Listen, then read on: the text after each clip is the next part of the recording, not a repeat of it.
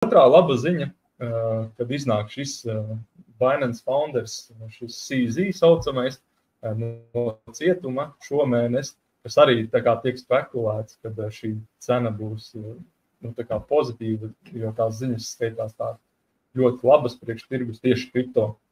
Tā kā jā, tā ir tāda otra lieta, kas tieši arī šodien uzpeldēja. Tā kā jā, šī pozitīvā ziņa, ko vēl pozitīvu mēs varam, atkal Michael Saylor, MicroStrategy, tātad domā pārdot 700 miljonus vērtus konvertējamās banknotes, lai nopirktu vēl Bitcoin.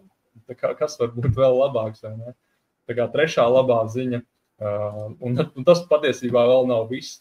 Pieņemsim, šīs vairāk nekā 40 finanšu uzņēmumi pievienojās tātad šim Agora projektam, lai izpētītu tokenizāciju un tātad, lai šo izmantotu, lai uzlabotu pārrobežu maksājumus ar centrālās bankas naudu.